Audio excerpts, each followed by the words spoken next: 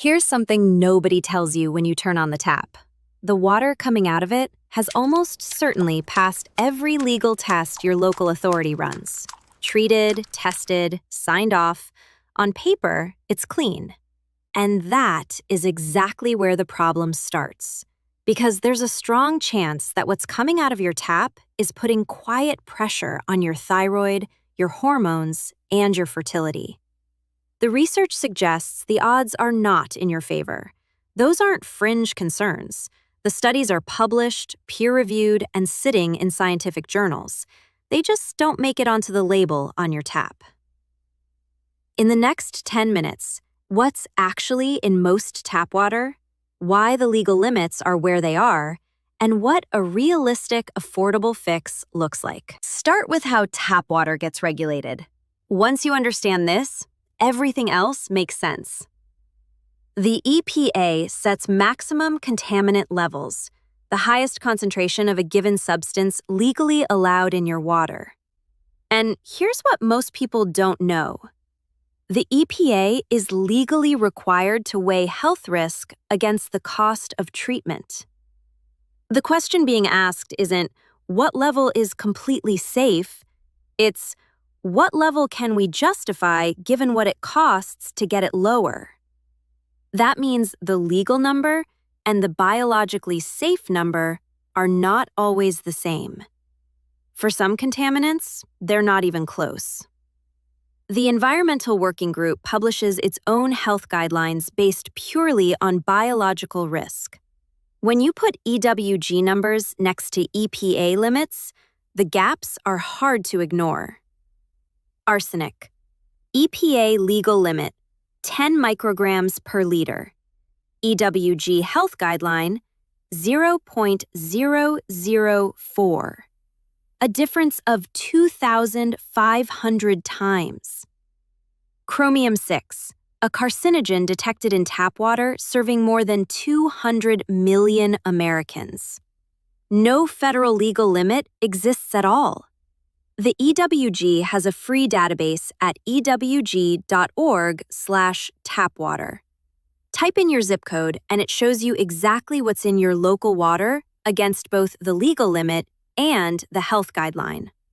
2 minutes. Link is in the description. PFAS. Forever chemicals. They don't break down.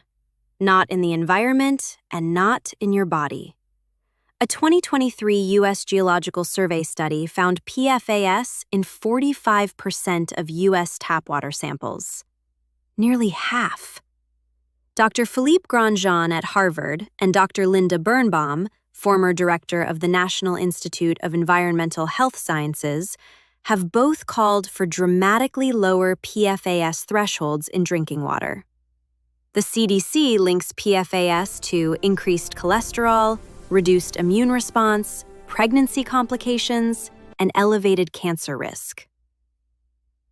In April 2024, the EPA introduced the first ever federal limits on 6 out of more than 10,000 known PFAS compounds. Disinfection byproducts. Chlorine treats your water before it reaches you. Nobody is arguing against that. But as chlorinated water travels through distribution pipes, the chlorine reacts with organic matter in the water and produces compounds called disinfection byproducts, DBPs. More than 700 have been identified. A fraction are regulated. Research by Wyndham and colleagues found links between DBP exposure and disrupted ovarian function. Fenster and colleagues found direct effects on sperm quality at normal drinking water concentrations. Neuenhausen and colleagues found associations with miscarriage, stillbirth, and reduced fertility.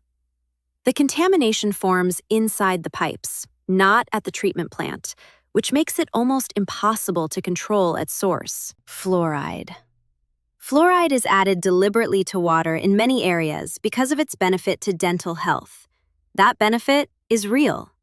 But a 2018 case control study found that at concentrations at or above 0.5 milligrams per liter, fluoride disrupts thyroid-stimulating hormone and T3 levels. If you watched the previous videos on hydration and magnesium, You already know what that means in practice: metabolism, energy, mood, sleep, bone health. Dr. Ashley Mallon has specifically examined fluoride and thyroid outcomes. Dr. Leonardo Trisande at NYU has published on its downstream effects on fertility. The point isn't that fluoride is universally harmful. The point is that the threshold where effects appear is close enough to what many municipal systems contain that knowing your local level matters. Check your report. Synthetic estrogens and pharmaceuticals. The synthetic estrogen in the contraceptive pill, ethinyl estradiol, is excreted in urine, enters the sewage system, and standard water treatment removes 50 to 80% of it at best. A landmark study by Jobling and colleagues found intersex fish in rivers across the UK with ethinyl estradiol identified as the primary cause. A whole lake experiment by Kidd and colleagues found that at concentrations similar to treated wastewater, a fish population collapsed within 2 years due to feminization of males. The human exposure question is more open, but ethinyl estradiol is biologically active at extremely low concentrations. That's what makes it an effective contraceptive. The precautionary case for filtering it out is strong. And it isn't alone.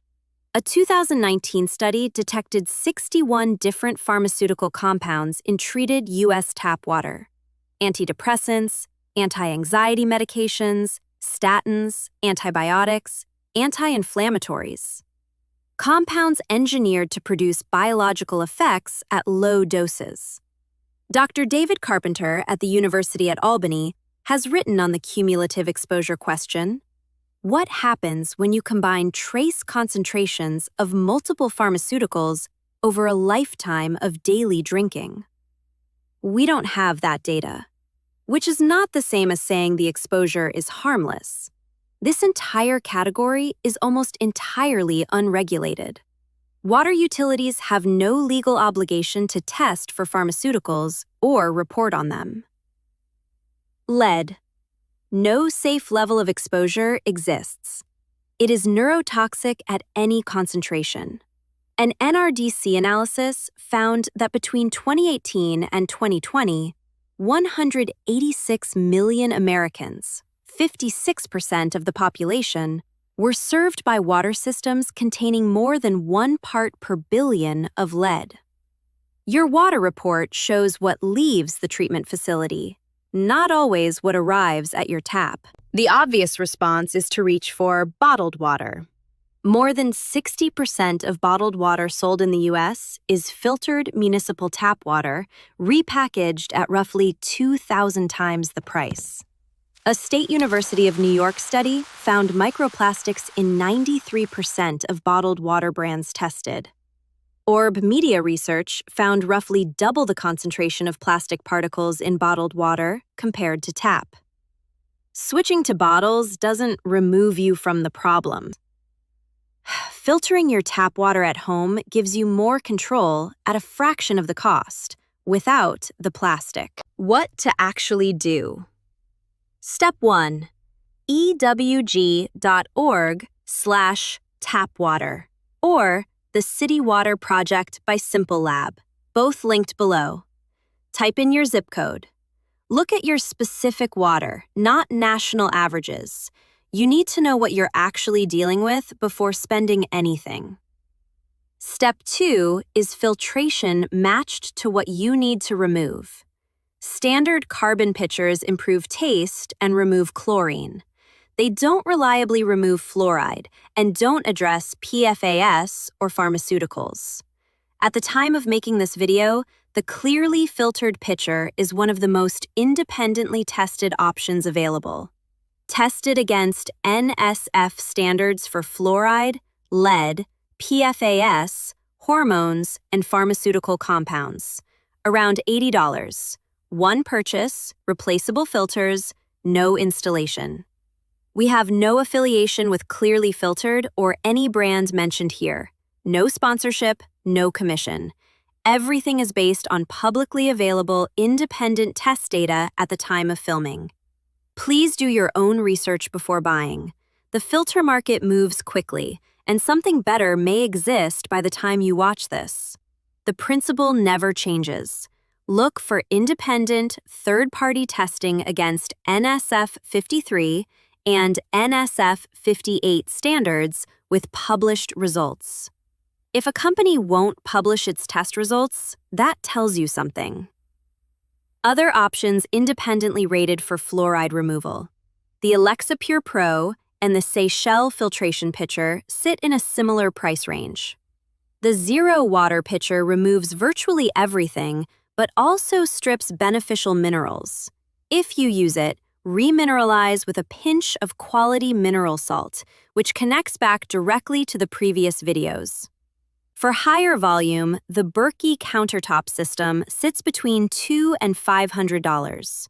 No plumbing, no electricity, handles fluoride, DBPs, heavy metals, and pharmaceutical compounds at volume.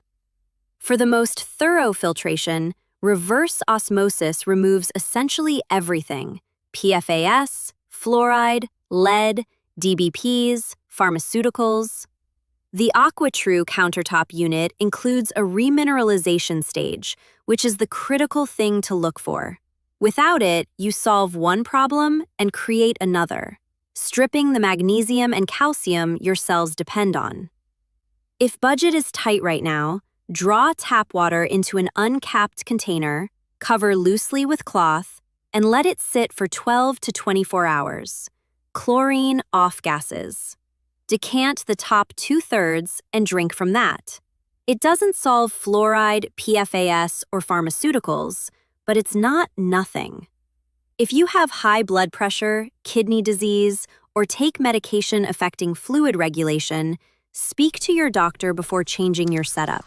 This is information, not medical advice. If you watch the previous videos on why you pee all day and still feel dehydrated, and on magnesium, there's a thread here worth pulling.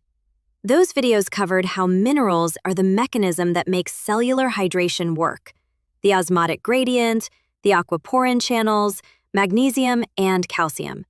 Water needs minerals to get into cells. This is why the recommendation is always to remove contaminants rather than strip everything. A reverse osmosis system without remineralization solves contamination and creates a mineral problem simultaneously. The target is specific: harmful compounds out, beneficial minerals retained. Most good pitcher and countertop filters hit that without extra steps. Your tap water is almost certainly legal. Whether it's optimal depends on where you live, what's in your pipes, and how close your local levels sit to the thresholds where thyroid disruption, hormonal interference, and fertility effects start showing up in the research. Two things address most of it. Your local water report, free tonight at ewg.org/tapwater, and a filter matched to what that report actually shows. If this landed, share it with someone who thinks their water is fine because it passed a test. And if you want to know what type of water you should actually be drinking, structured water, reverse osmosis, alkaline, mineral, filtered tap, and which filters are genuinely worth your money versus which are mostly marketing, that's exactly what we're covering next. Subscribe now so you don't miss it. Hit the button, it's right there. See you in the next one.